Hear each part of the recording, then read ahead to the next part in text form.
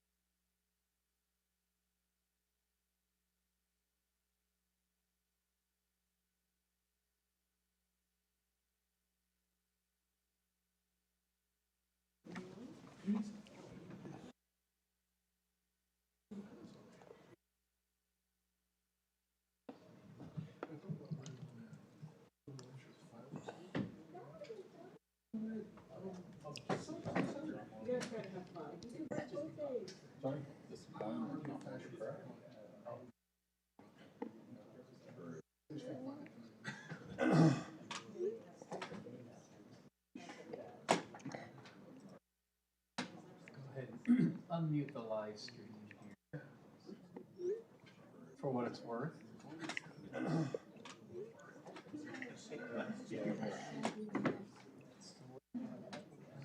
Unmute the live stream. Enterprise, come in. Kirk to Enterprise. For what it's worth.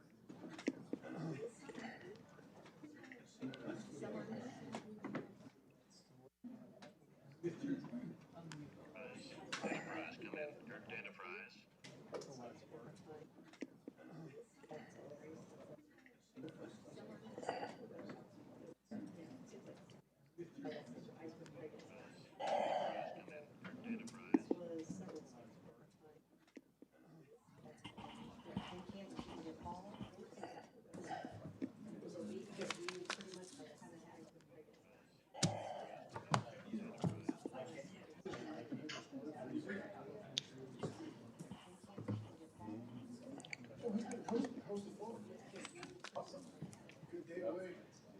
Did Charlie get to drive that black truck? He did. I've got a video to show you.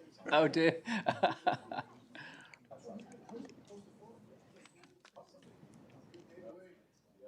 Did Charlie get to drive that black truck? Uh-oh, who, is this us? We have Why do I hear it? on the room. Did Charlie get to drive that black truck? Okay, there it is again. Okay, here's what, uh-oh, who, is this us? Somebody, Oh, don't you have to mute the goats too? Brandon, yes, sir. all good.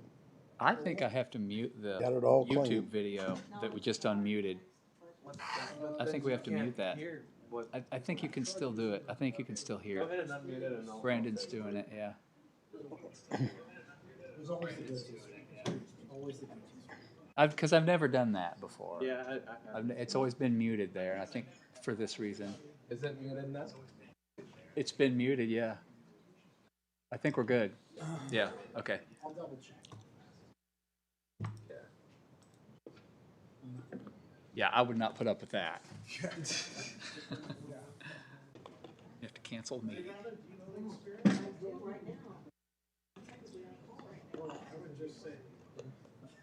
You are? Okay. Okay, all right, that should do it.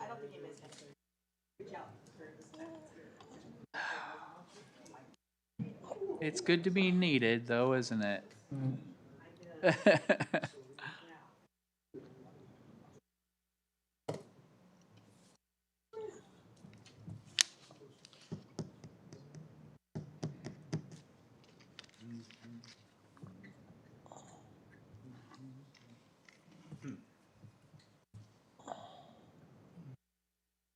I've got a 2-minute differential to our big clock. Oh, Is that supposed to be a atomic clock? it's the cell tower ping is the official one, right? I don't think I said it when I first plugged it in. That just means we're in a different dimension. That's know. all. Yeah. Space-time I mean, continuum's it broken. used to be right. I don't know. From Amazon. It's only off a minute. Well, that's a year old. That only counts in horseshoes and hand grenades.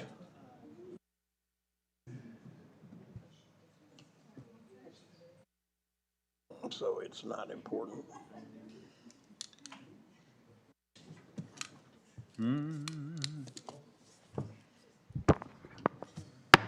Okay, it's 7 o'clock. I would like to call the July 2nd DeSoto City Council meeting to order. We'll start with roll call, please. Patterson, Here. Bradley, Here. McCracken, Sabo, Here. Lane. Here. Mayor, it looks like Councilmember McCracken is out. Okay.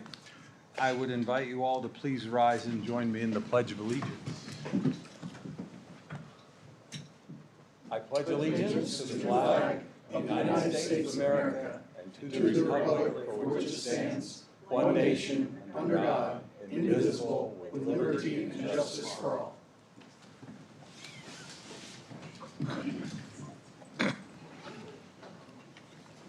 All right, our first item tonight is our consent agenda. Would we modify the consent agenda first, and then we'll go through and I'll read them all? So I think you all got an email. There was an item inadvertently left off of the consent agenda, which we need to add item 1G, a resolution 2100 authorizing the sale, serving, and consumption of CMB and alcoholic liquor at Riverfest Park as part of the July 4th celebration. And an item 1H, approving temporary use permits for the 4th of July event and the soccer watch party events. Can I have a motion to add those two items to the consent agenda? I'll make that motion. Second. All in favor, say aye. Aye. All opposed? Okay, now I'll go through the consent agenda. Tonight on the consent agenda, we have item A, approve the minutes from the June 18th special city council meeting. Item B, approve pay ordinance number 1022. Item C, approve access easement to allow city to mow rail spur.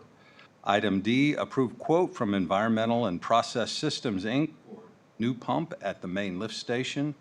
Item E, approve resolution 2098 allowing alcohol consumption at Riverfest Park for the July 19th soccer watch party event.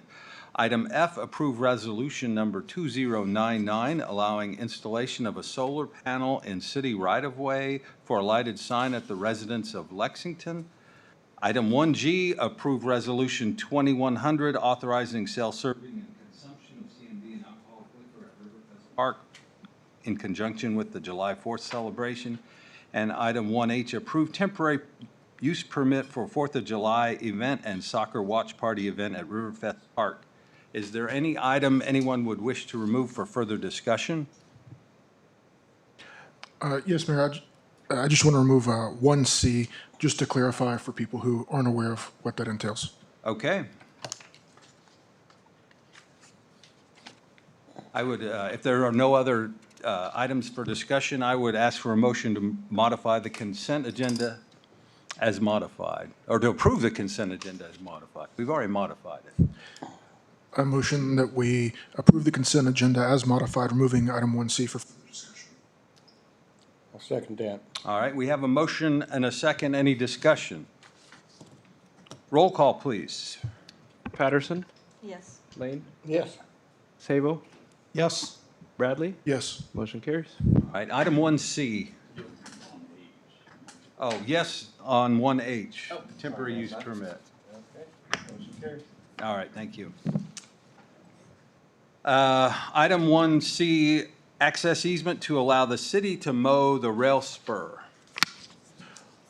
Yes, Mayor. The reason I asked for that to be moved was because I myself was a little unclear until City Administrator Mr. Brungard explained it to me.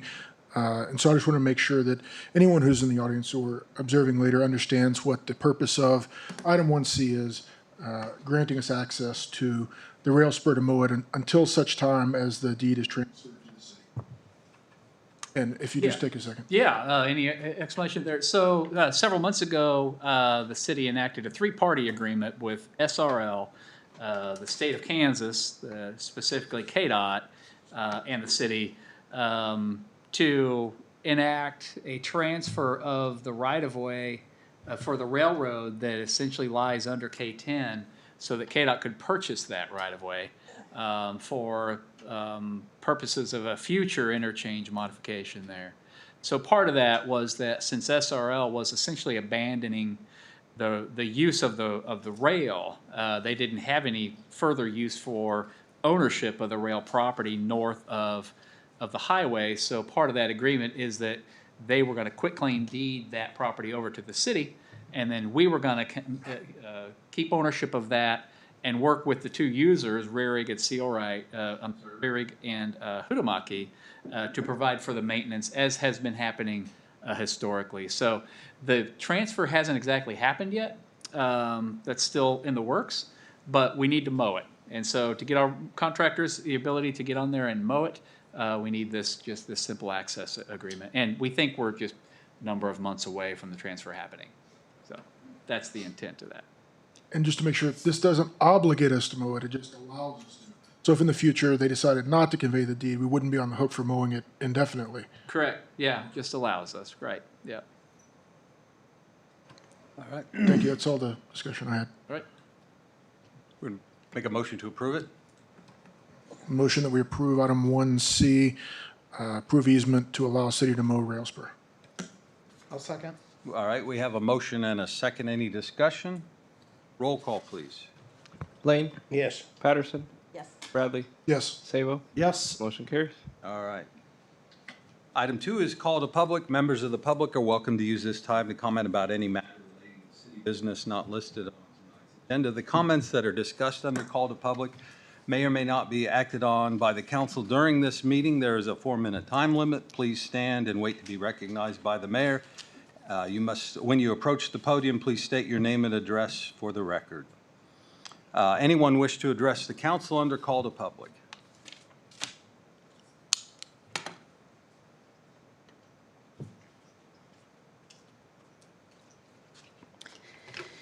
Good evening, council members and administration. I just returned from a national Could you please bylaws. state your name and address for the record? Murray Thank you. Caldwell, 8412 Corliss Road. Thank you. I just returned from a national bylaws meeting with all our state societies. It was amazing, the amount of collaboration, even in disagreement. And why do you think that was? It's because everyone had a voice and everyone felt heard.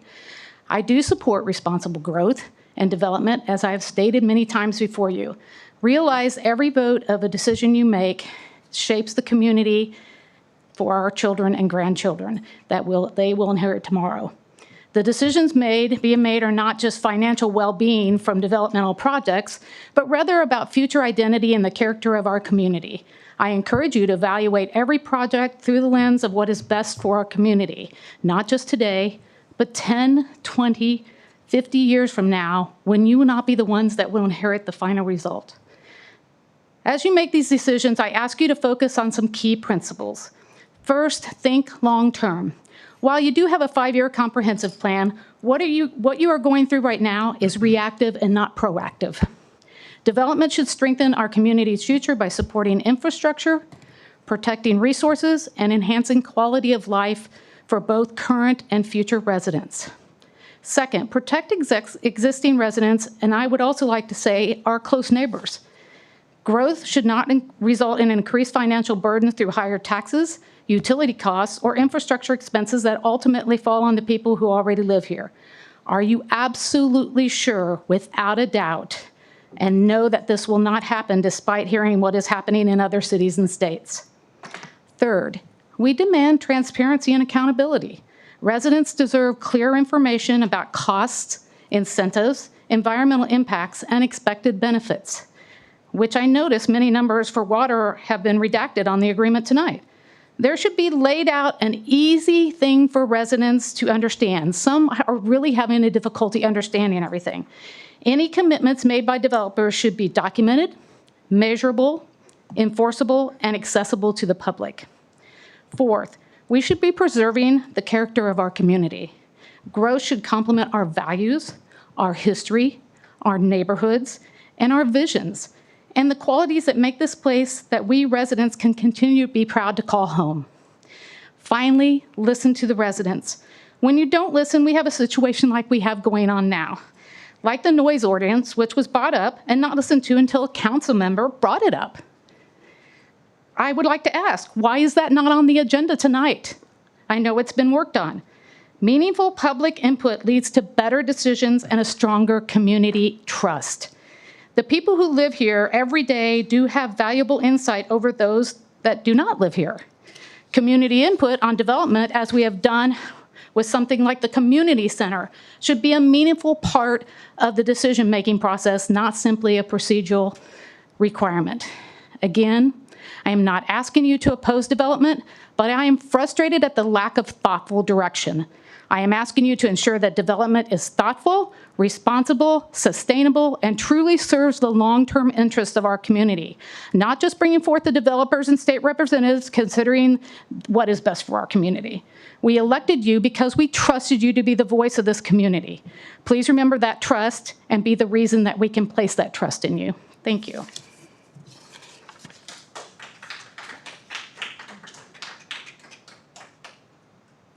Anyone else? Yeah.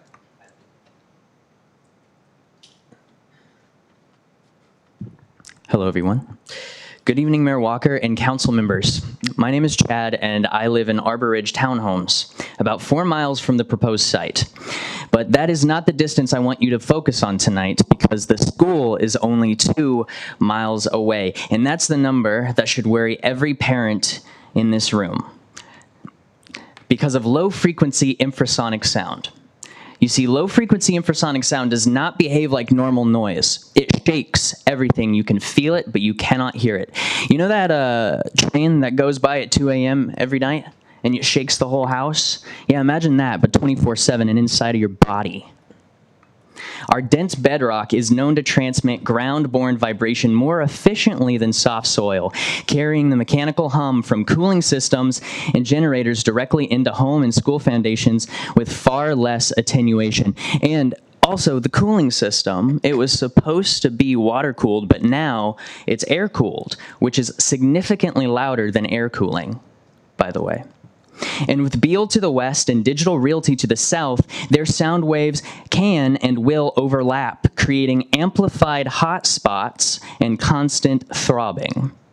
Residents near facilities like these have reported sleep loss, headaches, ear pressure, vertigo, anxiety, irritability, and the list actually goes on and on. Now, picture that near a building full of children for 7 hours a day. Now, here's the real problem. Article 6 only measures dBA, which is how you measure sound, which filters out bass frequencies. So a facility like that could shake a school and still pass inspection as quiet. Councilmember Bradley has already flagged this, and I'm asking the council to act now with 3 fixes. Add dBc and octave band limits. dBc and octave band limits, not just dBA, at residential and school property lines. Require continuous third-party acoustic monitoring paid for by developers, which, by the way, we need to get a tonic sound level right now before this thing gets built so we can actually see if it's making a difference or not. And 3, we need to set automatic fines and shut down triggers if low-frequency limits are exceeded. We are not just protecting homes. We're 2 miles from a school. Please don't wait until the foundations are poured to find out that we were right and nobody wants to live here anymore. Thank you.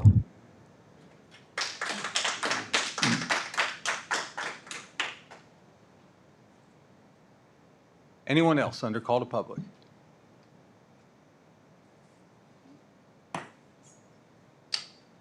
All right, I'm not seeing anybody.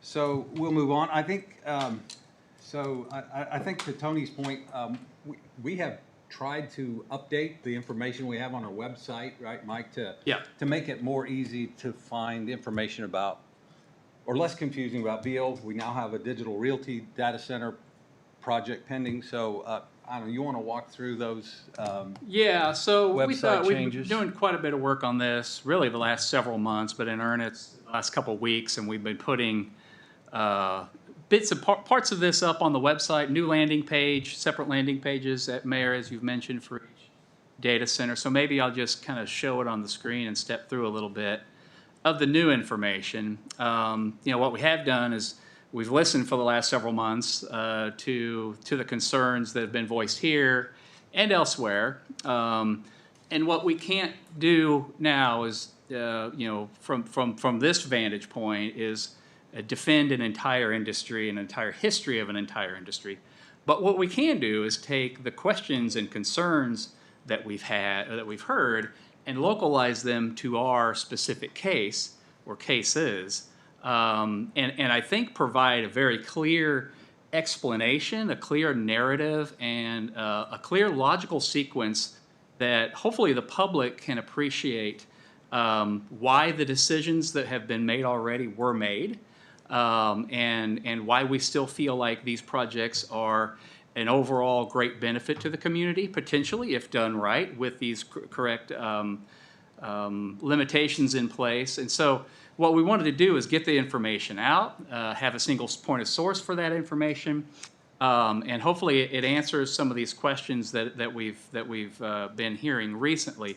Again, it's not a complete full-throated endorsement of the entire industry, but it is an endorsement of the careful, legitimate, purposeful, long-range planning that we've been doing, that we've been actively engaged with in this community for at least 20 years, related to not just data centers, but to large-scale industrial development at large, mostly at Astor Enterprise Park, but also on the former Gabriel property. These things weren't done in a vacuum. They were not done carelessly. They were not done quickly. They were done very deliberately over the course of many public involvements and interactions and feedback from the community and otherwise.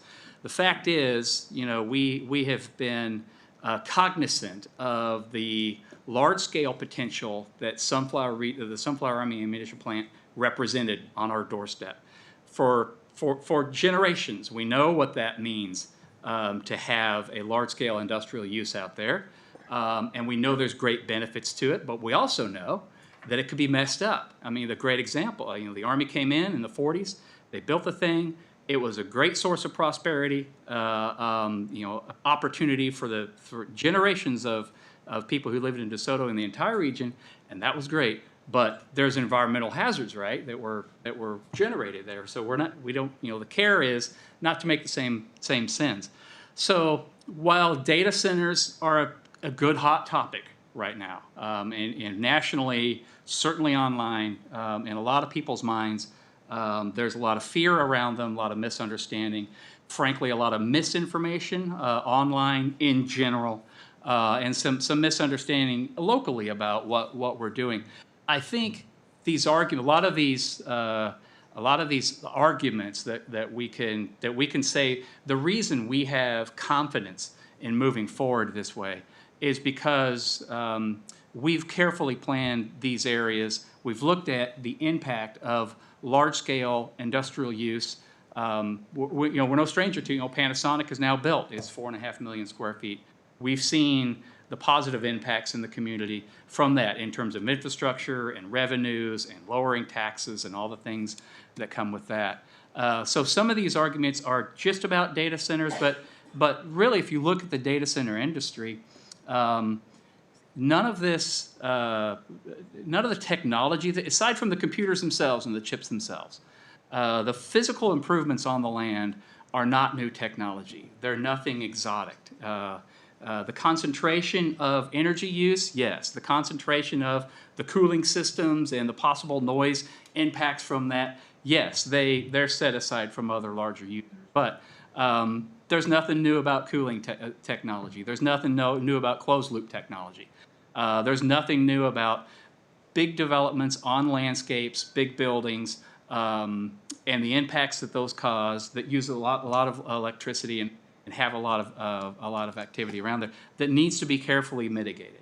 So all that is to say, this is kind of focused on data centers, but I think you can extend it to other large industrial, because Astor Enterprise Park is still there with thousands of acres that are yet to be developed. So just quickly, I want to go through up here by the agendas. There are two handouts. One is a two-sided one-pager specifically on data centers, and or generally on data centers. The other one is a one-pager specifically on the Beale project, the Mount Sunflower project that's the furthest along. Wanted to kind of step through just a little bit, Mayor, and without belaboring a whole lot, these two one-pagers mostly, and just kind of show the council where the information is on our website you can point directly to. So the first of the top 10 questions is our attempt at addressing globally the main concerns that we've heard. And the first one was, why are you allowing a data center to begin with? Can't you just say, look, nobody likes these things, go away? The fact of the matter in Kansas is that Zoning, when you zone a property for an approved use, the owner of that property has a right to develop what is allowed in that zoning district within the parameters of the development standards that the city has in place. And the fact of the matter is, on the Beal site specifically, and also on the Digital Realty site, these properties have been zoned M1, light industrial, which allows by right data centers, along with a host of other industrial uses, including far more impactful uses than data centers. Distribution warehouse uses, light manufacturing uses, the types of uses that might introduce truly impactful impacts to neighbors in the form of truck traffic, idling of trucks, massive employment centers, dust, noise, vibrations like that. A lot of these uses that are allowed in M1 are far more intense from a neighbor perspective than a data center would be. The preponderance of the evidence is such that's pretty clear. So first thing to keep in mind is that as we talked about being deliberate about the community values and about our history and about that, these areas have been zoned for a number of years. The Flint property, the Beal property was annexed years ago, zoned years ago, preliminary platted for 5 million square foot of distribution warehouse type uses when in August of last year, which by the way, August of last year was a couple months before really the national interest in data centers overall really started.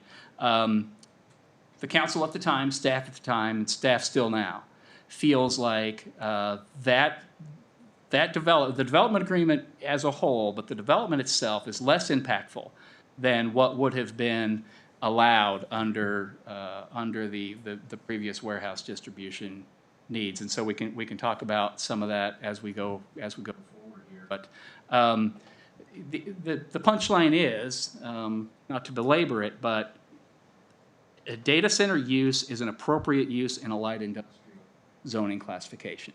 It is far less impactful to neighbors than many of the other uses that could have happened there. Another thing that I want to just point out, a couple other things. Who's making sure data centers don't cause problems? This is the context under which we have a site plan, there's buffering requirements. We know that some data centers can use lots of water. And we know that all of them use lots of power. We are fortunate in this area to the power and the electric rates, which is number 4, fortunate to have a very forward-thinking energy partner in Evergy. Last year, Evergy approached, they're a highly regulated private utility that's essentially a monopoly in eastern Kansas. And they're regulated by the Corporation Commission. They approached the Corporation Commission, the Kansas legislature last year, to impose a larger tariff on higher end users, focusing on data centers, but any large load user, that requires them to pay for all their infrastructure they need to support their development, and also pay a higher electric rate than other similar customers in order to subsidize electrical improvements, modernization, and redundancy that'll be needed for their system. These data centers, this massive data center revenue that Evergy will be seeing, will tend to subsidize improvements elsewhere in the system. It's designed that way. It's law. It's not just the city saying it. It's not just the applicant saying it. It's state law. They have to do this. So not only are they paying for the substation and any lines coming in or out at full cost, that doesn't get spread to the users, they're also paying a much higher rate. And they do generate hundreds of millions of dollars, this one project specifically, hundreds of millions of dollars to Evergy specifically as revenue streams that can tend to supplement and normalize maybe other rate increases that might happen over time. That's law. The next area I want to go to a little bit is the water. We hear a lot of concerns about water. There's been bad examples of data centers that in the desert that, or down in Louisiana, I know of one that drilled a bunch of wells on the property and lowered the local aquifer in the area to the detriment of others around. We can say, and the applicants here, Beal's here, they're nodding their head. Digital Realty will nod their head as well. There's not going to be any water wells on site. to getting any amount of water from the site to take away from the aquifer at all. All the water that will be used and needed and used by data center in DeSoto will be provided by DeSoto, and in Beal's case, in cooperation with Johnson 7. Our water, municipally controlled, it comes from the Kansas River or the Kansas River alluvium, gets sent to our treatment distribution, and then distributed out to the residents. We're fully in control of that. There won't be any on-site wells. In addition, any and all improvements needed to directly serve the site will be fully funded by the developer. And we have an item later on the agenda that's a good example of that. We need to build a water line at the site. Developer's going to pay 100% of that water line, even though we know in the future there's other development along that route that'll benefit from that. They'll be able to tap in at no cost, much like all the Panasonic stuff, by the way. So this is a pretty well laid path. They'll pay for any of that. If they need a capacity upgrade, they pay for the capacity upgrade. If we need more wells, they pay for more wells. This won't be borne by the citizens of DeSoto. And like the electric rate, there's reason to believe that a high water user, whether it's this data center or another, large water users tends to supplement water rates for everybody else. A large user that uses a whole bunch of water, that's a big revenue stream that tends to drive down pressure on costs for everybody else. Regarding the Kansas River and the natural resource, and is water scarce or is water abundant in Kansas? The answer is yes. Water is scarce out west. They're on the Ogallala Aquifer, we've all heard, they're running out of water out west. It's a bad deal. We're not running out of water here in eastern Kansas. Kansas River represents a significant renewable natural resource capable of delivering far in excess of any water demand we've ever heard of any data center everywhere. But to put it in perspective, we currently have about 8 million gallons a day of water rights available on the Kansas River. DeSoto has those through a water rights agreement with SRL. They were obtained by the U.S. Army back in the 1940s, these water rights. They're very senior. They're like the second and third water right on the Kansas River. So the priority rate's very high, but 8 MGD is the quantity. Currently, the city's peak demand is around 1.5. When Panasonic really gets up and going, it might be around 2. So the water rights we have available are ample. Not only that, the base flow in the Kansas River, even on the driest year, the vast majority of it is unallocated. It just goes down into Missouri and it's unused. And thirdly, on top of that, in the 50s and 60s, the Corps of Engineers constructed the reservoirs that are upstream of DeSoto. Tuttle Creek, there's Clinton, there's Perry. Within those reservoirs, the state of Kansas owns water storage that can be released in the time of drought for drought conditions. And the Kansas Water Office actively markets that storage to downstream users. They own a lot of it. They own the equivalent in an extreme drought condition. There's enough water to supply roughly 175 million gallons a day to the Kansas River. So that kind of gives you some perspective on the order of magnitude about the amount of water, the natural resource, and the amount of water that's there, that's available, that we already have legal right to, the capacity of the existing system to manage that, and the city's ability to effectively eliminate the water concern from the equation. So that's the message on water. There's other stuff about the noise. Addressing the noise concern. I think the public commenter is right. I think there may be an element of low frequency noise impacts that need study, and we're committed to doing that. We're doing that now. I would say that the scientific consensus on that is anything but settled. It is not true to say that that this will cause negative impacts, that children are at risk. I think that's an unfair assessment of the state of knowledge about that. Easy to point to, anecdotal evidence toward that, like with all of these things. Easy to point to anecdotal evidence where that may have been the case, but I think it's not a fair framing of the picture to say that this is a massive blind spot at this time. We don't know. We'll see where it goes. We're going to get an unbiased outside industry expert to look into that. So that's the one. And again, Mayor, I said I wouldn't belabor this, and I promise. Just kind of step through landing page stuff here. Again, come on, load for me. Well, it's not what I wanted. Let me start over.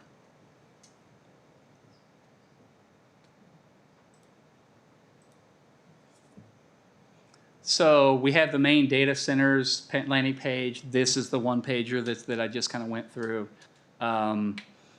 There's a landing page for Digital Realty and a landing page for Beal Infrastructure Campus. This main landing page does include quite a topic on FAQs and just general facts about the specific projects that we have here in town, but some of the history about the approvals and the development agreement, what's in it, what's not. This button here on the main page is really a very comprehensive document that in Word format, you kind of search through it. Everything's all there, so you don't have to go clicking around. This chart here kind of gives a current snapshot of the two projects that are going. Obviously, Digital Realty made a presentation. They do intend to do a project, but we don't have a development agreement yet. There's no incentive agreement yet. Those things are still yet to come. But this does start to talk about this chart, and there's more here in a minute. The community benefits part, because not only is this an investment that's worth billions of dollars happening in our community, not only does it provide jobs, well, it's construction jobs, but there is this element of the pure revenue aspect of this, and I think this is important to keep in mind. Within the development agreement, there are payments in lieu of taxes. Yes, there's a tax incentive for property tax for the first 10 years. But there's still payments. There's still over $1 million worth of payments each year, even under that pilot, that will be represented by the phase, the first two buildings here. In addition to that, the electric franchise fees are estimated at about $5.5 million a year for the project. And on top of that, electric usage from the facility is subject to sales tax. Now, this is different than almost any other manufacturing project you'd have in Kansas. In Kansas, when a manufacturer is making a product for delivery to the market, the energy they use in the manufacturing of that project is not subject to sales tax. However, data center doesn't make a physical product. Therefore, their energy use is fully taxable under state statute. And we've done quite a bit of work on this. The Beal team's done quite a bit of work on this to try and estimate what those are. And I'll show you that in a little bit. But on top of the $5.5 million a year of franchise fees, we do expect somewhere around $4.5 million in sales tax just to the city of DeSoto from this project. In addition, Johnson County collects sales tax to the tune of almost $4 million, and the state of Kansas will also get sales tax. To the tune of $17.3 million a year. So with that, I'm just going to drill down just one more minute, Mayor, and I promise. Okay. I know we're wanting to get a long weekend ahead of us. But the Beal Data Center site landing page is here. You can. This is a link to Beal's site. That's their site. But we also have a one-pager on the Beal Data Center, and that one's available up here at your places too. Talks about the development agreement, highlights the location, the kind of the general plan for the facility. There's been a couple of significant changes in the plan for the project since the development agreement was enacted. When we formulated the development agreement, the plan was for a totally air-cooled facility. And as we know, air-cooled facility uses an enormous amount of water. That would have created the need for the developer to fund a lot of public infrastructure projects. There was a long list of projects. Since then, the developer has committed that they're going to go all air-cooled, and that doesn't create a large demand for large amounts of water. They will need water to the facility for fire suppression and just regular kind of domestic use at the facility. But with that commitment, we no longer need to do a vast amount of public upgrades to the water treatment system. Still, the developers understood that part of the benefit of the development agreement that included all those were these community-wide benefits that we talk about in the terms of redundancy and liability and resiliency to the city at large that would have been gained by those projects. So in recognition of that, they have agreed to fund about $10 million worth of improvements to our raw water capacity. So, and that we'll see later on in the agenda item we should address more formally as we go along. The other thing, and to keep in mind, is when the project was presented initially, when we were discussing this back in August of 2025, there was a proposed layout that showed a little over 1 million square feet of build. We know now that phase 1 is more than that, and phase 2, I think we'll be approaching 3 million square feet. Part of the reason for that expansion was because air-cooled facilities need a larger footprint. So that was part of it. But the other thing to keep, I think, in mind, and it's fair to point out, that the development agreement itself never had a maximum square footage of building that was allowed. It did not exist in the development agreement. Was shown in the presentation materials and was shown on our website that it was going to be a little over 1 million square feet. And for sure, part of the benefit of that was a lessening impact to neighbors because the buildings are smaller. Yeah, absolutely. But still, you know, the fact that the use is a data center and not a distribution warehouse, I think still represents a significant benefit to those who live nearby or closer, 2 miles away. Significant benefit to the community. But it is fair to say that nowhere in the development agreement was there a maximum building size articulated. And further, it wasn't significant part of the back and forth negotiations as we were putting the development agreement together. It was not. So that's an important thing to keep in mind as we go forward. The punchline of this here is the dollars. So based on the revenue streams that you know, we've carefully analyzed, when you can't accommodate for the franchise fee, even though it's capped, when you accommodate for the small amount of pilot, but then not small amount of property tax in the future, but then when you also layer in the sales tax element, over the course of 25 years, now I know that's a random time frame, this will continue past 25 years, but if we just look at 25 years, it's $300 million in revenue just to the city of DeSoto. That equates to about $12 million a year. To put that in perspective, our entire general fund for 2026 is only $8.8 million. We're only going to collect about $2 million in property tax this year to fund the general fund, the debt service fund, the law enforcement fund. This is $12 million every year. This is not an insignificant representation of a life-changing, quality of life-changing type of revenues. It allows us to be serious when we go to the community and we engage in a discussion about a community center that might cost $20 million, might cost $30 million. It allows us to seriously engage them with the potential knowledge that we can actually fund something like that. It makes that a lot easier. We can start thinking about things like further property tax reductions, increase in services. Well, you know, it's kind of hard to quantify that. But I know money is just money.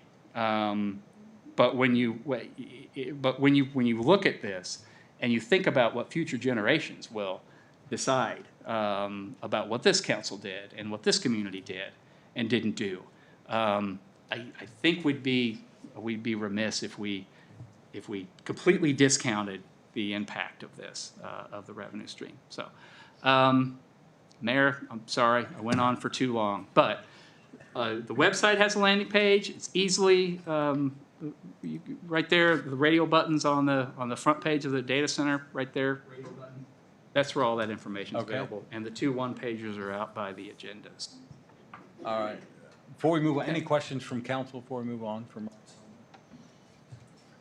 website? All right. Not seeing any. We will carry on. Item 3A, under our old business, consider qualifications and selection criteria for noise consultant. We've requested this be tabled. Mike, you want to run through Yeah. where we are with it? Yeah, and why just we asked quickly, it tabled? I think the conversation at the last meeting was direction for staff to go out with a more deliberate process on selecting specifically selecting the consultant that will help us through that discussion. We just didn't have, we had 4 working days between that council meeting and when the packets went out last Friday. Just not quite enough time. Brandon's been helping quite a bit. On that, so I know that the intent is to get an RFQ process out, so I think we can be able to bring that RFQ back on July 16th for, approval, a head nod to go out to the community. We did get a couple of, I think maybe one person suggested 2 or 3 experts, so certainly make sure those 2 or 3 folks get that. And that'll be the process moving forward. Brandon, anything you want to add to that? No, just put together kind of a draft, sent it out to a couple people, just so they could kind of look at it. But hoping to have kind of a final draft to you at the next city council meeting. All right, thank you. Item 4 is new business. Item A under new business, consider ordinance 2692 proceeding with eminent domain process for sanitary sewer easement over the Powell property. Yes, Council, you recall a few meetings ago, you passed a resolution authorizing eminent domain, but no specification as to what property owners. The developer, Travis Schramm, is here. He's been successful in negotiating easements for all of the properties except for one. I'm comfortable from talking to Travis that he's made more than a good faith effort to try to voluntarily negotiate an easement from the PALs, but they've been non-responsive. So what you have before you is an ordinance that does trigger eminent domain just as to the PAL property. So happy to answer questions, but otherwise would ask that you adopt ordinance 2692 as written. All right, questions from council? If Travis could answer, could we find out how many times did you try to reach out to the Powell family, and was there ever a response? So we probably reached out to them 15 times before we got our first response. We started reaching out to them in December. In, I believe it was March, they retained an attorney to represent them. And so we've been in contact with them, with their attorney since then. But their response through their attorney has been that they don't know what they're going to do. And so they didn't say no, but they didn't say yes either. And we've kind of been following up. I mean, honestly, well over 100 times of back and forth with them, just trying to solicit a response. We even negotiated against ourselves a little bit too, saying, hey, but what if we went higher than that? We had several conversations with Mrs. Powell's daughter, who and basically put us in touch with that attorney, but we never were able to get a response to our request. And then nothing back from the attorney either, or? So we were in communications with the attorney. I don't want to put words in their mouth, but it was essentially like, we can't answer you if they won't answer us, if that makes sense. That's all I have. All right. Anyone else? I will attest, I worked with Travis quite a bit on a couple of these properties, including my own, by the way. Very diligent in trying to work things out with people and just a lot of back and forth and a lot of patience to make sure that we could come to resolution on some difficult property decisions for some folks. And I'd like to commend you for your efforts on that, Travis. Thanks.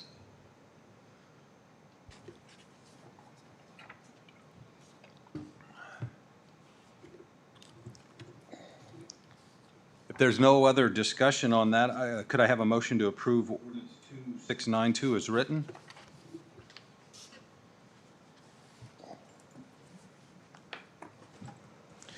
I move to approve ordinance number 2692 as written. Second. We have a motion and a second. Any discussion of the motion? Roll call, please. Sabo, Yes. Bradley, Yes. Patterson, Yes. Lane. Yes. Motion carries. All right. Item 4B, consider agreements with HDR and Garney for the construction of the 99th Street water main to serve the Mount Sunflower site. Yes, Mayor and Council, the actual action here tonight is agreements between engineers and contractor, but clearly it relates to provision of water service to the Beale Data Center site, Mount Sunflower, also known as Mount Sunflower within the text agreement, text amendment. As a reminder, so the development agreement that was struck with Beale back in August of 2025 recognized at the time that there's a lot of water improvements to be made, the details of which had to be worked out as we went along through the process. So the DA has this mechanism where supplemental agreements would be made as we identify timelines and specific projects to implement, where the developer and city would agree to specifics on them to move forward. Within the context of the supplemental agreements, there's also notices to proceed that developer can give the city the money and the notice to proceed with the next step. And the thought would be critical timeline stuff we'll do first, other bigger stuff maybe later. We had a whole timeline articulated in that. So the action tonight is really kind of the third step in the implementation of the first supplemental agreement, which is actually articulated by the overall development agreement. And really, in its nature, a pretty administerial and perfunctory step in the furtherance of what has already been agreed to, and within the context of the language in the DA, the binding language in the DA to act cooperatively and act in good faith to implement the necessary steps of the already agreed to process. So what's before you tonight essentially is notice to proceed 3 in furtherance of supplemental agreement 1. And what it does is it turns loose the funding. It allows the developer to give the city funding to go build 1 mile of water main between Sunflower Road and Edgerton Road along a 99th Street alignment. So 99th Street doesn't exist there. It's halfway between 95th and 103rd. So it's that half section line. We do have in our long-range plans a collector street along that alignment. So part of the initial work that's already been done under NTP 1 was preliminary design and route analysis for the distribution loop that served the property. The initial plan was, and still is, for the distribution loop to include a loop that comes from the water tower at 95th Street out to the site and then down into the Astra property and essentially back down to the water treatment plant, which is in the middle of Astra. This is only a small leg of that loop, and it's needed to get initial service to the property by the summer of next year. So in the development agreement, there's a figure that shows where the loop would be initially planned along 95th Street. After the initial route analysis, we determined, HDR determined that a 99th Street alignment is far less impactful and would be far better alignment overall for everybody. So the current alignment is 99th Street. Beale's recently made public that they've decided, as we discussed, they're going to go all air-cooled for the entire facility. And that means that rather than an enormous amount of water, they're only going to need what they estimate now to be a full development need of somewhere around 150 to 200,000 gallons a day. That type of use demand is not an insignificant demand, but doesn't trigger the overall expansion of the water treatment capacity, massive improvements to raw water, massive improvements to that. So still, in the context of the development agreement, although the development agreement does fully contemplate a full bailout of all this, part of the reason that it's done in steps is to reassess demand needs, changing needs of the client, of the developer, or changing terms and conditions. So part of this is in that context, that now that we don't need all the improvements, there's no need to implement a lot of these, the follow-on improvements that would have been necessary. So, but still as a recognition that, as I mentioned before, a part of the community benefit to these big infrastructure projects was this reliability and modernization. The developer has officially, publicly said that they're going to still fund 2 specific improvements. One of them is a well on the north side of the river, and the other one is the replacement of the river water, the raw water crossing of the Kansas River.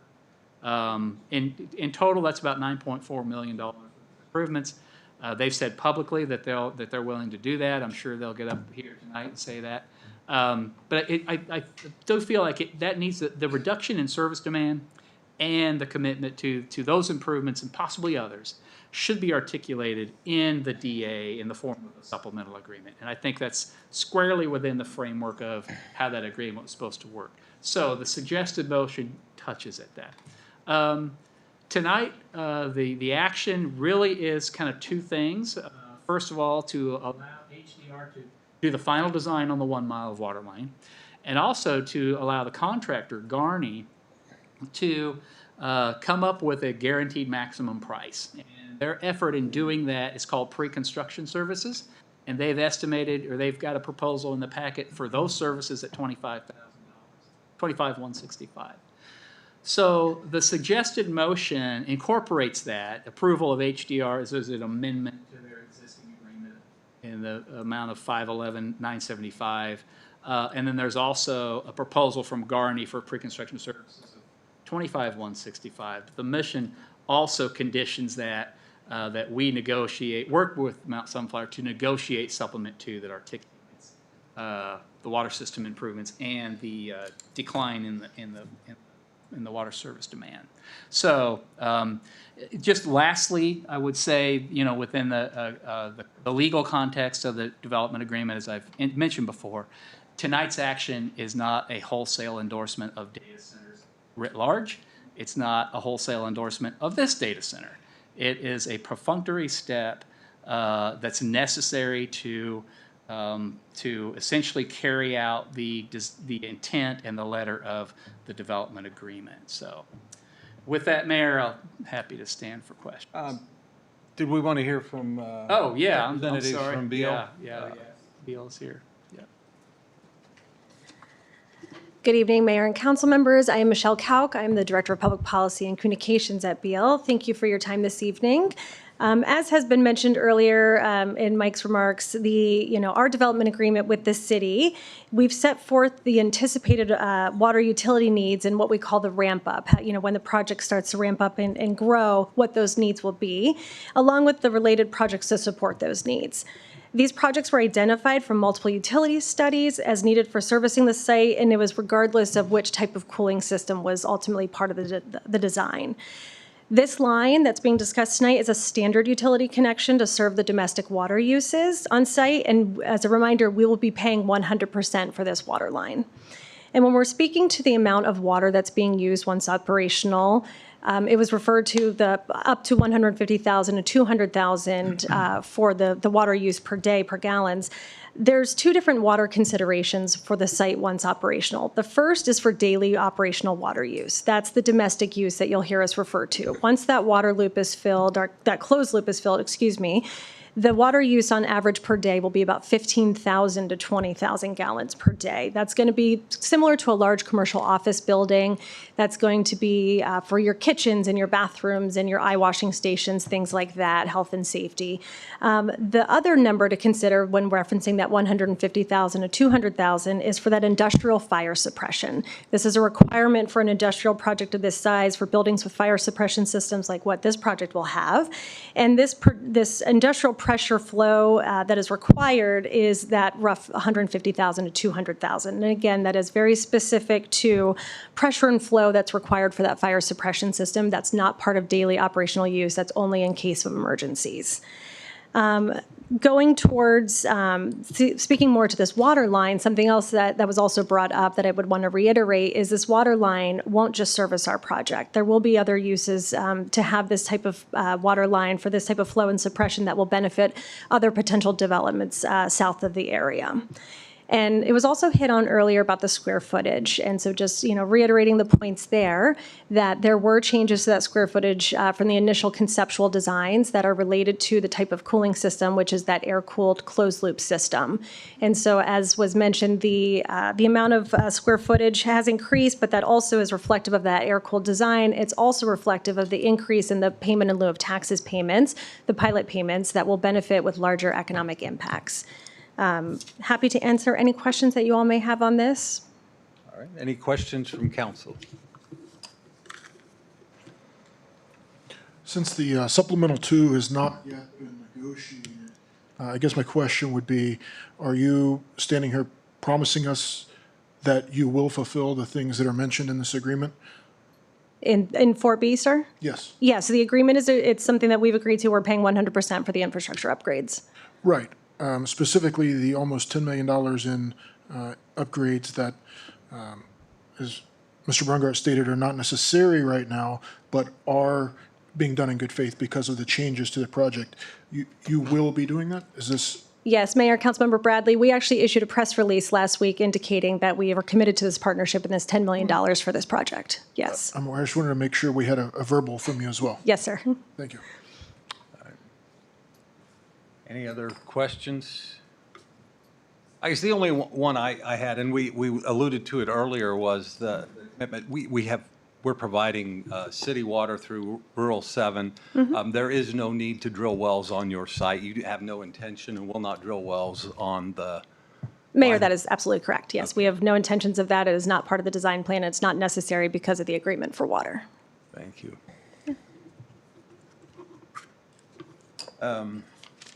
Anything else from anybody?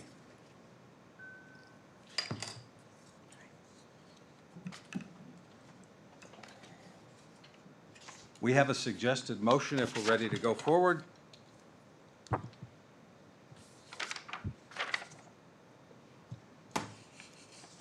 Make that motion.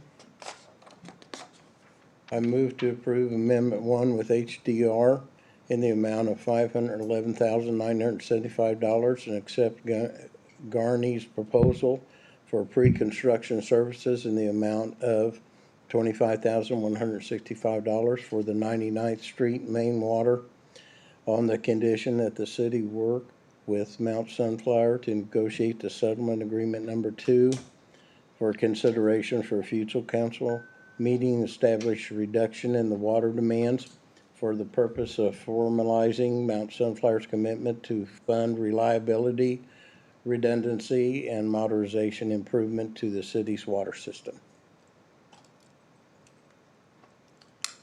All right, we have a motion. Do we have a second?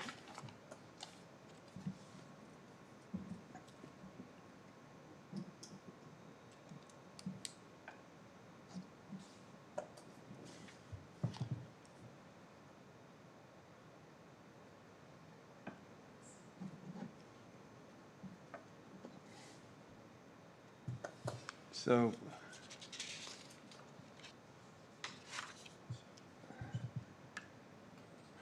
I Yes, guess, I'll second it. thank you. Appreciate that. Any discussion of the motion? Roll call, please. Lane? Yes. Sabo? Yes. Bradley? Yes. Patterson? No. Motion carries. Okay. Mayor, I didn't get a chance to comment before we voted. May I take just a moment to explain? Yeah. Of course. Because Beal stood and agreed to, you are being recorded, by the way, verbally agreed to the faithful negotiation of supplemental 2 and to provide the almost just mentioned in the amendment, or rather the ordinance, I felt more compelled to vote yes than I would have. Had it been an open, well, maybe we'll do it. But since you've agreed to it, I feel more comfortable with that. And that's all I wanted to note there. Thank you for that. Thank you. All right. Item 4C, budget discussion. Yes, Mayor, you know how I love my budget discussions. As And do we all. prolonging discussions right before a long weekend, potentially. It's a clumsy introduction to say, happy to go over any or all of this that we want to dive into, but tonight's presentation will be abbreviated. Essentially, you know, the last 2 meetings, we've looked at the general law debt service funds, those ones that are supported primarily by tax revenues. We also looked at the revenue-supported funds, being the water fund, the sewer fund, and now it's time to look at all the other funds. And we call these kind of special use funds because most of these are funds that exist for particular purposes, like aquatic center maintenance or water system maintenance or sewer system maintenance, transient gas tax, kind of the single-use, single-source, single-purpose funds. But they're impactful in many ways. The other thing that's happened since then, I do want to spend just a little bit of time on, is that we did get the county's official report of the valuation for the city. And that official report says, hey, here's your total city valuation, and here is your revenue neutral rate, the mill rate that you'll have to meet to meet the revenue neutral criteria. And, you know, for those of you that remember the past couple of budget cycles, we're in a particularly challenging time to meet the revenue neutral rate because with Panasonic building built out, you know, each year they build on the facility, there's quite a big growth that hits the assessed valuations. And so in order to collect the same amount of tax we did last year, the mill rate's got to be reduced very substantially. And that wouldn't necessarily be a problem, except that the revenue we collect for Panasonic, we can't use for the general fund. That goes to the TIF mechanism, and it mostly gets refunded back to Panasonic, and you know, for that incentive. So we're in a challenging part to meet the official revenue neutral rate. That said, what we've done the last 2 cycles is we've tried to back that out from a number standpoint, back out Panasonic's impact on that revenue neutral rate, and try to arrive at a rate that would essentially hold a typical residential homeowner at the same property tax collection that he saw last year. So we're calling it's kind of our revenue neutral rate, discounting for Panasonic, but the intent is to take the average, you know, your residential property, I assume, increased in value, you know, unless you burnt half of it down, it increased in value last year. We need to therefore lower our mill levy unless we want to collect more tax from you, right? So that's the intent. And the exercise I kind of went through here, there's this calculus spreadsheet here on your staff report. If we just look at the difference between 26 and 27, so 26 mill levy for the city is 12.94. That equates to an average property tax bill. If you average all the residential property taxes in the whole city, your average property tax bill is about $534. So that's it in 2026. If we want to hold the mill levy the same for 2027, your assessed value went up. That'll equate to a tax bill of $568. So your bill would go up by $33. If we want to hold that residential property harmless, the mill rate's going to have to go down to 12.17. So that I think at least the last couple budget cycles has been a target that we could set for ourselves, and you see that essentially collect the same tax per home that you would before. So that's a good target. But the one thing that we'll face here in July is we need to tell the county whether or not we intend to exceed the revenue neutral rate. And so for us, I think it's fair to say, with the revenue neutral rate being 10.81, it'd be very difficult for us to meet that potentially. Maybe we can. We'll look at the rest of the budget. But for purposes of notifying the county, are we going to, yes or no? My recommendation is we notify the county that we do intend to exceed the mill levy rate, and also to give further flexibility. I'd recommend that we have to report what rate we're aiming for. I'd recommend that we aim in that document to still aim at a flat mill rate, even though our goal is lower. So that would be my recommendation, and that is we kind of need direction from the council. Brandon, is that date at the end of the month? I forget when. The 20th is when we have Okay, to so we still have another more meeting. meeting. Yeah, We still have another meeting. And we'll bring that back. We'll bring the form back at the next meeting so that you can. But that'll be the recommendation there. So I think that's as in depth as I plan on getting here tonight. Any questions about that? We can hit them or hit them at the next meeting. No, I just want to make sure that everyone understands that we're actually going to keep residential taxes the same, or like a penny lower or something. Well, here the suggestion is flat. We could take that penny and make it a negative if we need to. Yeah, but Yeah. Essentially, though, that's the intent. that's the intent. Yeah. And it's not that we actually exceed the revenue neutral rate. It's that we artificially exceed it because of the valuation of Panasonic. We're not really exceeding it, maybe legally, but not in your explanation. It's due to the valuation that we don't actually get the money back from. It's that. That's the message. Like we collect it, but we can't use it, right? So this is our revenue neutral rate. That I think is that's the intent of the law. When the legislature made a revenue neutral rate, the intent was that you can't, as a city, just say, "Hey, I'm holding taxes levied just because my mill rate's the same as it was last year." When property values go up, you got to lower that mill rate. That's the intent. And so that's what this does. So it's fair to say we're exceeding the revenue neutral rate legally, but the policy is the impact to the average homeowner, and that's the goal. That's a target. And our ad valorem tax collection will be the same on existing properties. We will collect taxes on new construction. But the intent is that the amount of ad valorem taxes we collect in 2027 will be the same as what we collect in 2026. Yeah. And for R&R exceeding, there's a public hearing required, or? Yeah, what that does is it requires you, during the budget process, to have really two public hearings, one about the R&R and another about the budget in general. Usually you do it on the same night, right?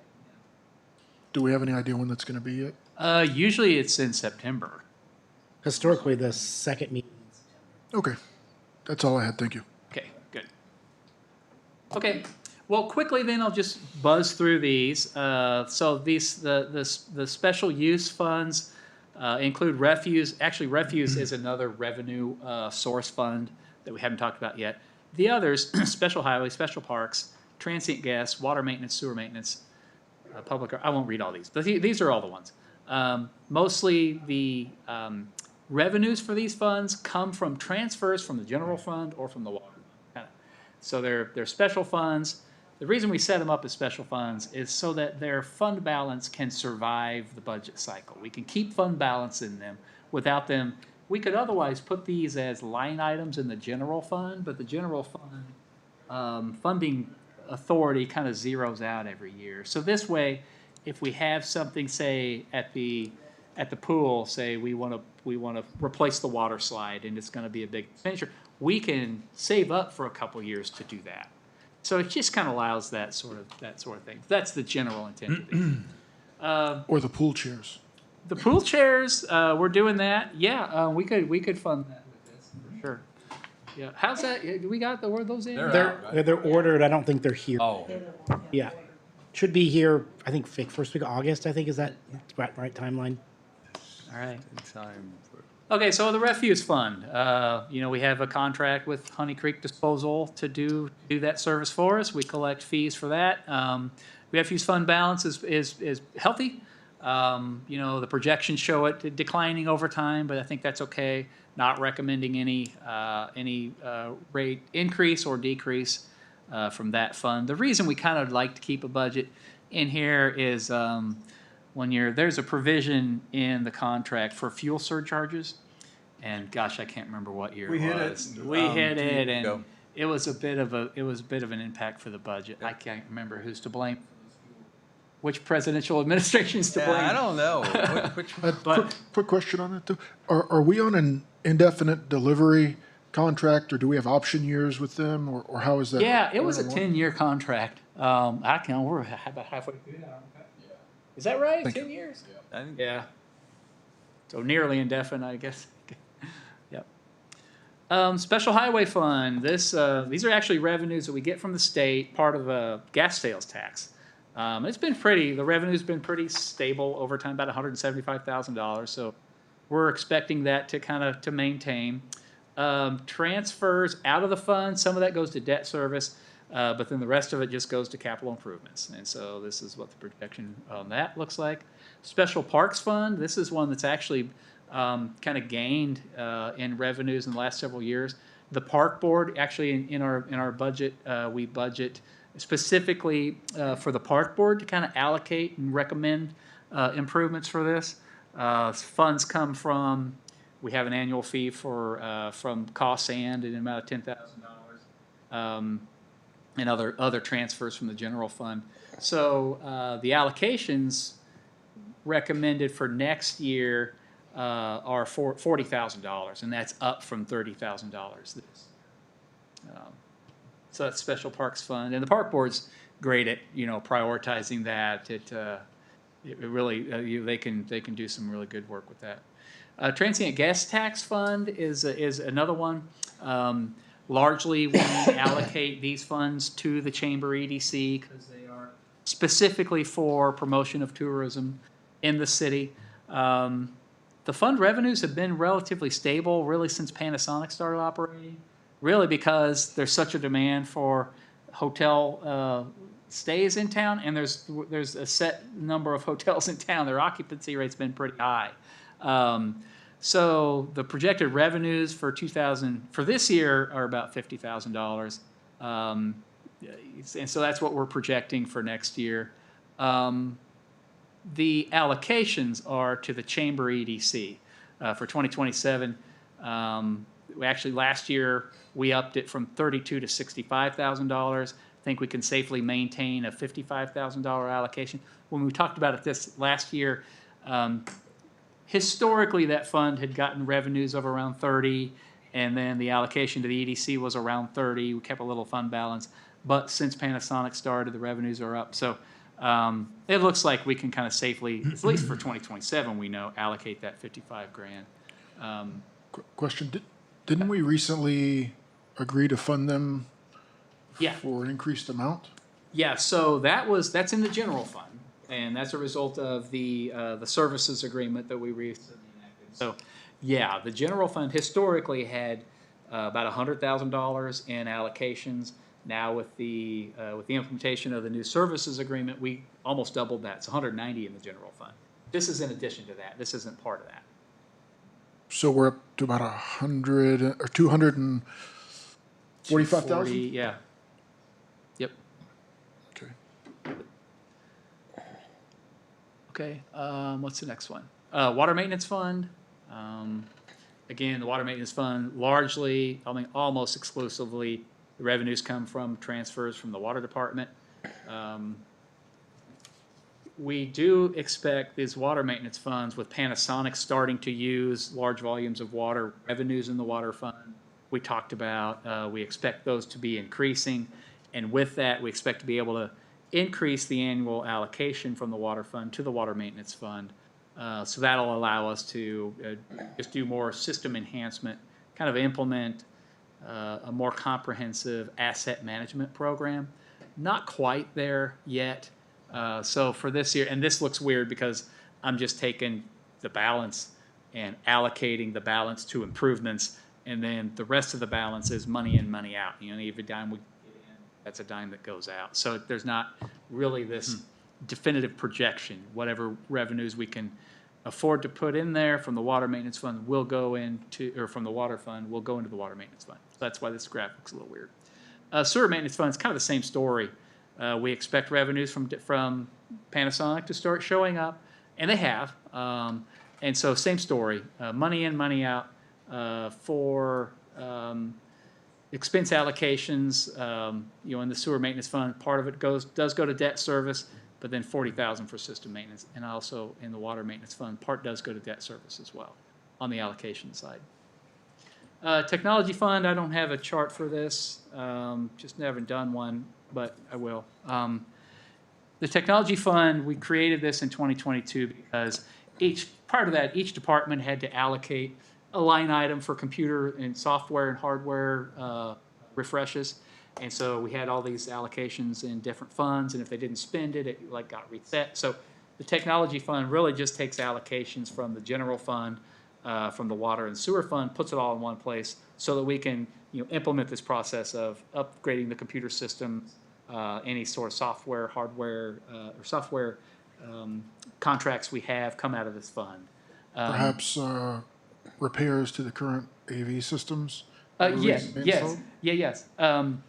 Very much so. This would be a great place for that. Yeah. So for now, of course, we haven't talked about budget enhancements, so maybe some of those budget enhancement might go into it. But you know, the base level stuff, just kind of want to carry, like we're carrying a year-end fund balance after 2027 of about 50 grand. So that could be used, right? But for what we allocated, or I'd already identified throughout the departments citywide, a little under $178,000 in expenses for that. You know, replacements of technology, but also agreements. Yeah, we could as we get into the next discussion we have will be these budget enhancements. You know, what else can we do? We can talk about kind of a new plan on some AV stuff specifically for this room. Yeah. Same sort of story on the aquatic center maintenance fund. 5-year projections. You know, the balance it's not critical that we keep a big balance in here, but essentially $40,000 in expenditures for the aquatic center next year, to include maybe more chairs. Who knows? There's a repainting that has to happen every so often of the pool. I can't remember. I can't remember if that's in this fund or if we. Oh, left that in we might have a CIP. separate. It's in CIP. I think we left that in the Okay. CIP. It's bigger. It's a bigger expense than what we could carry. Yeah. So there's that park maintenance fund again. Allocations $40,000 for unspecified maintenance. So that's again for this year. So that's kind of the story on those single-purpose funds. You know, as quickly as I could tell it. There's the attachments include these spreadsheet projections that you've seen. Maybe have looked at, maybe have not. But this is kind of the Bible of this 5-year projection that we always kind of guide, helps guide our policies long term. I would say, just in closing, these revenues that I shared earlier about the data centers and about that, those are all unhatched chickens. None of those are incorporated. We have incorporated, obviously, franchise revenues from Panasonic that we're starting to see, the sales tax stuff we're starting to see. We talked about water and sewer revenues, starting to see. We've incorporated that, but we've not taken the step to incorporate any center stuff. Okay. So that's it, Mayor. Any questions or any more questions? No, but Mayor, if I may, a point of order, I would like to make a motion to amend agenda item 4 to add a 4D discussion of potential new ordinances, if I may make that motion. Sure. Motion to amend agenda item 4 to add 4D, discussion of potential new ordinances. Second. All in favor, say aye. Aye. All opposed? Okay. 4D, your item. Yes. Thank you, Mr. Mayor. 4D, we discussed, I did a little bit last time at the last council meeting, but this is really just to make it a little more formal. I wanted to discuss a few ordinance items that I had proposed and continue to add more. In response to some of the concerns of our citizens and research I've done, the first one is the noise ordinance, which we have essentially tabled until our expert consultant is acquired, and we have that process laid out. Thank you very much, staff, for working on that. The second item is a non-ordinance but directive component of the package, which proposes a full-time environmental health compliance officer to serve as the city's expert on environmental compliance, industrial hygiene, and related health and safety matters. Concept is to create an in-house capacity to review complex development materials, coordinate outside specialists when needed, and provide staff training while minimizing impact on the general fund through industrial fee support and cost-shifting mechanisms. The third item of the second ordinance proposed is a developer escrow related to the EHCO, or Environmental Health Compliance Officer, requiring certain high-impact developments to pay for independent third-party environmental review through city-administered escrow accounts. Stated purpose being to give the city access to qualified outside review and construction phase monitoring without placing those costs on local taxpayers. Number 4, the third ordinance would be to establish stronger an urban forestry ordinance to establish stronger public tree protections and new landscaping and canopy expectations for future development, while grandfathering existing homes and operating businesses, except in cases of major expansion. Proposals intended to preserve community character, improve environmental resilience, and guide growth in a way that maintains DeSoto's rural-urban identity. Number 5, and the fourth ordinance, Dark Skies Ordinance, proposing updated outdoor lighting standards intended to reduce glare, light trespass, and sky glow while preserving safety and allowing flexibility for large-scale industrial sites. The draft also includes a phased compliance structure for existing properties, a longer compliance timeline for municipal fixtures, and limited incentives for small business retrofits. The next to last ordinance would be CORA and NDA ordinance, which is intended to protect transparency while still preserving lawful confidentiality. Under the Kansas Open Records Act, public records are open unless otherwise provided by law, and this proposal makes clear that the city may not sign or accept NDAs that create secrecy broader than the exemptions and protections already recognized by Kansas law. The purpose is not to eliminate legitimate confidentiality for proprietary information, attorney-client communications, personnel matters, security-sensitive records, or other lawfully protected information.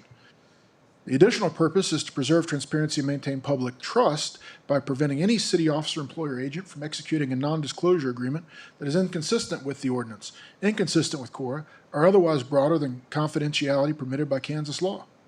The ordinance also requires expiration dates for NDAs and creates a city clerk register so the governing body and the public can identify who requested an NDA, who signed it, what legal basis is being claimed, and when the agreement ends. The final ordinance was a well drilling ordinance, which is really legislation designed to protect the city's public health, preserve a local water infrastructure, and secure our municipal utility assets. As we continue to experience rapid commercial and industrial growth, we have to ensure our city retains absolute sovereign control over who extracts groundwater within our corporate boundaries. Currently, water well permitting happens almost entirely at the county and state levels. This means external agencies are making decisions that directly affect our local water tables, our utility revenues, and our infrastructure stability. To solve this, I'm introducing the Comprehensive Water Well Regulation Ordinance, which exercises DeSoto's constitutional home rule authority to assert complete municipal control over well drilling, entirely independent of county or state actions. It establishes 3 critical protections. First, it creates an absolute connection proximity prohibition, which means any business or entity located within 400 feet of a city water main will be strictly barred from drilling a private water well. They must connect to the DeSoto municipal water system. Only blanket exemption here is for our local legitimate agricultural users. Second, for any property that falls outside that 400-foot zone, well drilling will no longer be allowed by right. It will require a rigorous special use permit process. Meaning a large-scale commercial extraction proposal must come before the Planning Commission, receive a final vote of approval from this City Council. Third, it contains ironclad enforcement mechanisms establishing immediate stop work rights, mandating well plugging at the owner's expense via property tax liens, and sets compounding fines each day for industrial corporate violators. Most importantly, to ensure we protect our municipal water sources right now, this ordinance relies heavily on the city's inherent police powers to safeguard public health and welfare. Under Kansas law, this framing ensures the ordinance takes effect immediately upon passage and explicitly supersedes any prior contracts, incentives, or developer agreements. No incoming business can claim a grandfather or vested right to drill a well based on a past agreement. Our municipal water system is a vital community asset. We cannot allow independent, unmonitored commercial well drilling to jeopardize our infrastructure or deplete our public resources. In summary, all of these items present a broad policy framework for balancing economic growth with public health protection, environmental oversight, and long-term community character. In closing, the immediate question for council tonight is whether to direct staff and legal counsel to further review, refine, and develop these concepts for possible future action. If so directed by council tonight, I look forward to working with the city attorney, our city staff, and this council to formally bring this ordinance to a first reading, or these ordinances, to a first reading at our next meeting. I would entertain a motion to direct city staff and attorney to review, refine, and develop these concepts for possible future action, including first reading of ordinances at the next meeting.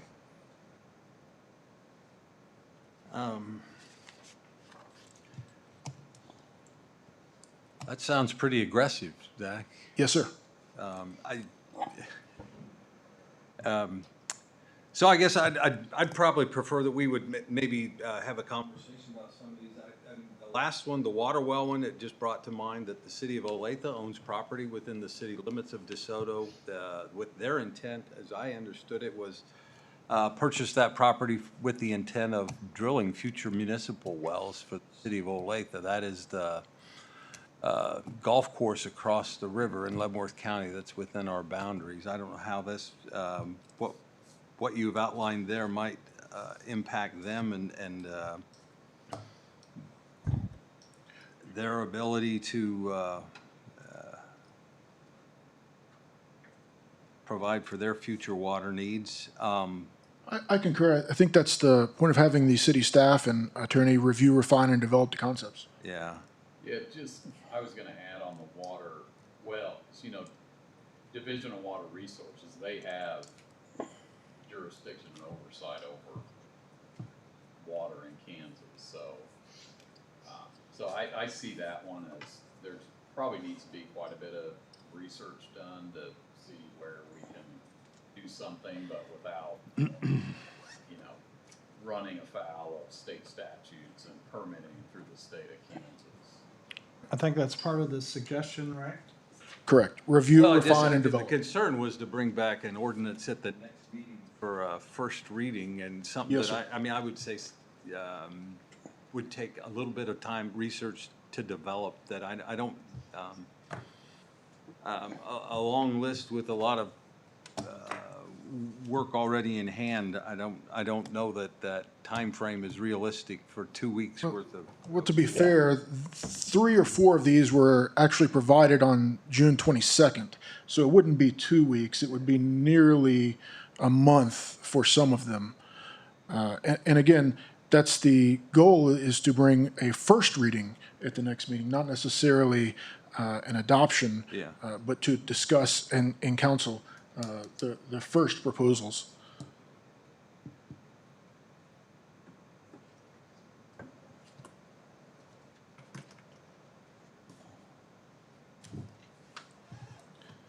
So the one, the environmental person, and I know you supplemented after the meeting on Quora. I know Mike and I talked about the, you know, environmental person, we were fine, you know, with that, but these others, you know, I mean, obviously I'm willing to do whatever needs to be done, but it's, yeah, it'd be very tight. I just don't think there's sufficient time to have some good work product put forward.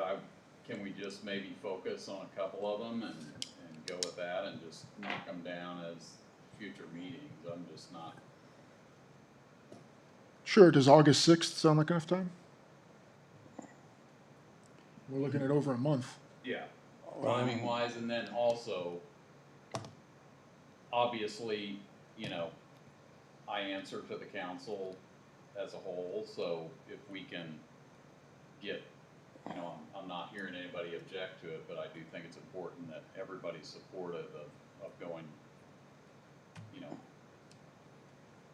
moving forward with these items. I concur. I think that's one of the most. I think it needs further discussion also, and some stuff I think should be in our comprehensive plan going forward. And, you know, I think it really needs to be discussed by the whole council. Concur. And I think that's the intent, is to get some work done on the back end of it.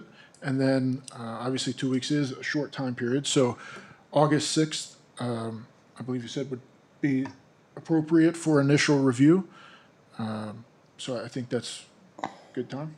Yeah, I can commit to giving feedback on all of these, and if when I look at it, if it looks like, yeah, there's a path to us passing an ordinance, I'll have that prepared. There may be some of these, like, for example, the water wells, you know, if we're just up against a roadblock, obviously, I want to make sure whatever we're doing is entirely legal and within our power to do. So on those, there may be feedback along the lines of, look, I just don't see a path to us being able to do this. So, Personally, I don't see anything wrong with anything wrong with breaking that down into maybe segments or into pieces so that it's not all asked and everyone has to understand every one of them all at once. So maybe breaking that down into segments as far as what we want to hear with that August 6th meeting or the next meeting, so we can have a better discussion, a better understanding without having to go over, was it 7 different ordinances, which I agree with all of them, but I think to better understand each one, if we could chop that up a bit versus all at once. and so the environmental person, I mean, I don't think that requires an ordinance. No, that's what I was saying. I don't think it's an ordinance. It's just tied to the ordinance about developer-funded escrow to pay for the position. So it's sort of a sub-topic of that particular ordinance. And to be clear, the immediate question is not whether we should pass these ordinances. It's whether the council should direct staff and city attorney to further review, refine, and develop those concepts for possible future action. So really, that's the immediate question is, does the council want to direct the back-end work for this? More than pass these ordinances on their face as of right now. Okay. Yes, I would agree with, you know, agreeing to provide them to do that work. But I do still think, based on everything else that's going on in the city and other roles they have or what they have going on, there's just so much time. So I think if we can still break that down into sections, that's just my feedback. So in regards to Rhonda's comments, Mr. Bradley, are you able to put a priority on what you would prefer to have reviewed? I can, or we can defer to the prioritization based on timelines. I think primarily this is a city attorney review function more than most anything else because he's the sole person that does the legal reviews here, and his time is the most restricted or least available. So I would defer to Mr. Reedy's prioritization because I don't particularly have a priority on this necessarily. So I'm not opposed at all to breaking it down that way.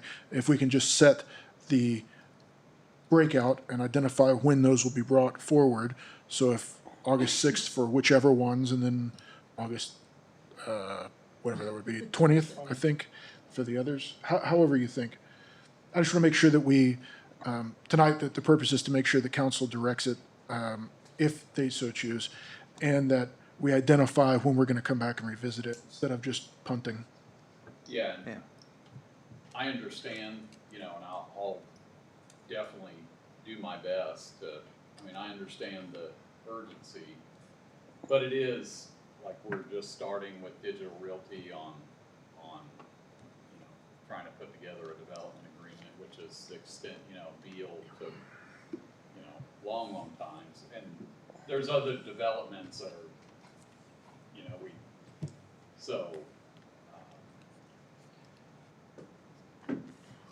but, yeah. Would you like to make your your motion as you, I think since you brought the item, I would invite you to make the motion as you see fit, rather than Okay. having us struggle. Yeah, right. through So that. I think then I would amend my motion to state that the council, the motion is for council to direct staff and city attorney to further review, refine, and develop these concepts for possible future action, dividing them into appropriate work groups. Absent any further guidance, I would say the environmental health developer escrow, the urban forestry ordinance, and the dark skies ordinance being the three previously provided and higher priority. The second batch or tranche of ordinances being the core and NDAs and well drilling, because it seems like the well drilling is going to be the most time consuming. I would say that and the core NDA ordinance can be extended. So the highest priority would be the, again, dark skies, urban forestry, developer escrow for environmental health compliance officer. So those three. Okay. And I don't know if that's too much wording for the for the motion, but that's how I would prefer to All right, so, make a motion. Edgar, did you get the gist of Councilman Bradley's motion? Okay. Thank you. I know it's a lot of them. Yeah, and I'll rewatch the video to make sure I have it. Okay. So my motion is as stated, and to direct, as stated, the city staff and city attorney to further review, refine, and develop in the order proposed. Okay, there is a motion on the floor. Is there a second? I'll second. We have a motion and a second. Any discussion of the motion? Roll call, please. Patterson, Yes.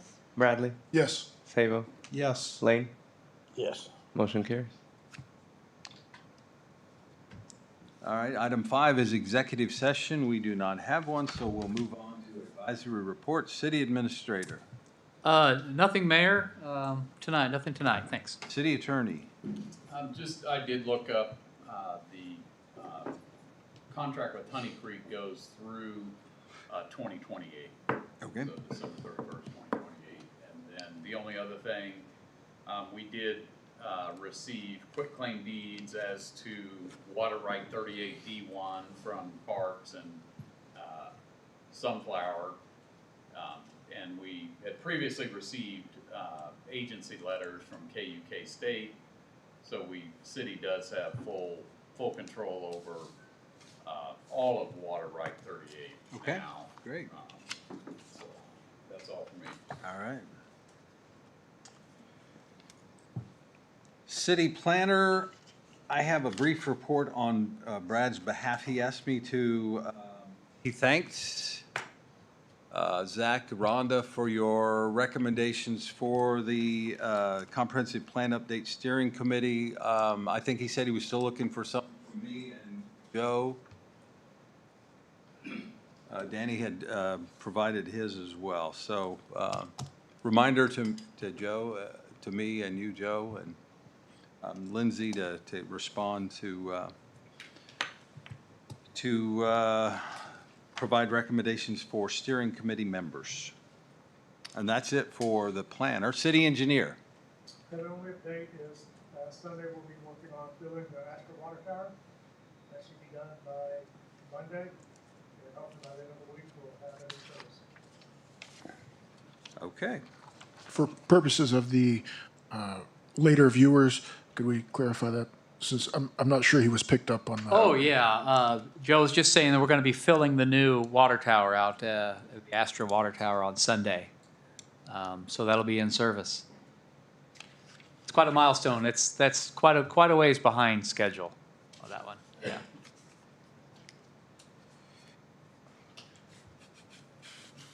Okay. Assistant City Administrator. Nothing tonight, Mayor. Okay. Council comments. Danny, anything for the group tonight? I got two quick things. I wanted to congratulate Brandon on the tax relief program. Got over 34 users, roughly. Is that going pretty well? Is it stopped now or? No, the program runs to the end of the year. Okay. We have about 57 applications. I'm still working my way through that next. Oh, okay. But you should see, you did, in the pay ordinance today, there were 30-something of them. You'll see the next batch of the next pay ordinance. So there's still about, after we've hit that 57 application, there's still about $3,000 left. So we'll do another round of advertisements to the public. Well, congratulations on that. And also, I'd like to congratulate the mayor and the city manager on the wastewater ribbon ceremony out there. They did a great job and saved the residents of DeSoto a lot of money and increased the reliability and redundancy of the wastewater plant without any cost to the city of DeSoto Yeah. residents. Good day. Yeah, thank you. Thanks for So, that. Yeah. congratulations to the mayor and the city manager on that. So that's all I had, Mayor. All right, thank you. Rhonda? As always, I want to thank everyone that comes to these meetings. I know it's a lot of time and effort, and so we do appreciate it. And then, I'm not sure who to ask, were we going to be doing a council retreat? I've suggested that. Yeah. I've asked Mike to try and It is in the work plan for this year. work It on is. getting that in Yeah. the schedule. Yep. And then, can I recommend that it be on a weekend? Absolutely. So, I have to Yeah. take Yeah. vacation pay to come to a city event? Yeah, usually when we do those full day things, yeah, we have them on a Saturday. Yeah. Yeah. Thank you. And happy 4th, everyone. Have a safe weekend. All right. Thank you, Rhonda. Zach? Well, I already talked a lot, but thank you for the time. And I want to thank everyone who has been interested in city proceedings. And whether you came here and addressed the council or not, thank you for attending. And I want to thank everyone who's been coming to the Hometown Table town halls and invite everyone in the city to please come. We really would like more participation. It's your time to have an interactive conversation with the council and mayor. You know, the time that you have here for public comment, the 4 minutes is, for a lot of reasons, a one-way street. It's your time to speak to the council. Whereas the Hometown Table town halls are a time to speak with the council and engage in two-way communication. And I think they've been really successful so far as the engagement. Just the number of participants has been low, and I would encourage more people to come to those. They have, for the next few anyway, are the last Saturday of the month. And that's all I have, Mayor. Thank you. Thank you. Joe? I have just a couple of things. The first one would be, I'd like to, huge thanks out to Joe Johnson and his team. I don't think they're recognized enough for the work they do. Had a close neighbor reach out about some washout in a culvert that ran through their property. Discussed it with Joe, and within, I don't know, it was probably less than 2 weeks. He had a team out there. They've been out there, and they actually had to tear up an entire section of 84 Terrace because the culvert was washed out all the way under the road. Stopped and spoke with that resident today. Are somewhat pleased with the process and progress. And after speaking with Joe, we're just waiting on a pipe to be delivered to wrap up and clean up the project. So, you know, we do pay attention to concerns when they're brought to us. And again, huge to Joe. And second thing I would have is, you know, I'd just direct a couple of comments direct to Ms. Caldwell. We don't always see eye to eye, and I see you, you know, roll your eyes and tilt your head, but I would, you know, I'd commend you for your tact and your professionalism when you come to city council and make your comments. And I believe your approach helps strengthen the public dialogue, whether it's here or on our infamous city pages. And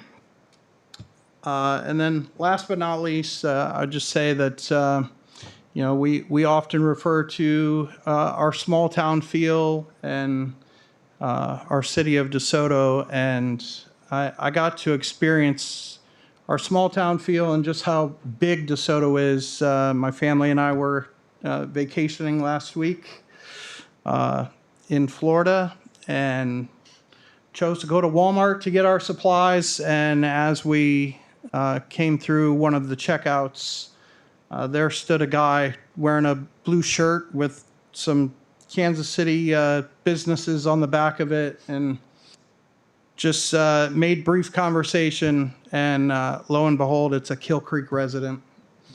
And we were 1,500 miles away. But that's all I have. Hope everybody has a safe and enjoyable Independence Day, and keep all your digits. All right, thank you, Joe. Yeah, I guess I'll follow along that theme with Independence Day. Invite everybody to the 4th of July celebration at Riverfest Park on Saturday night to enjoy the fireworks show. Walden Company does a great show. We do appreciate it every year. And some good music. It's going to be a little hot.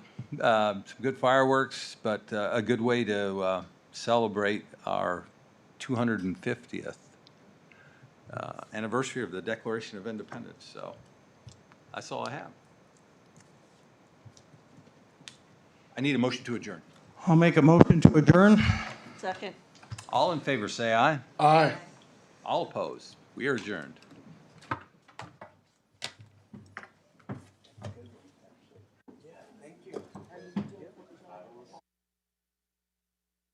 Have a good week.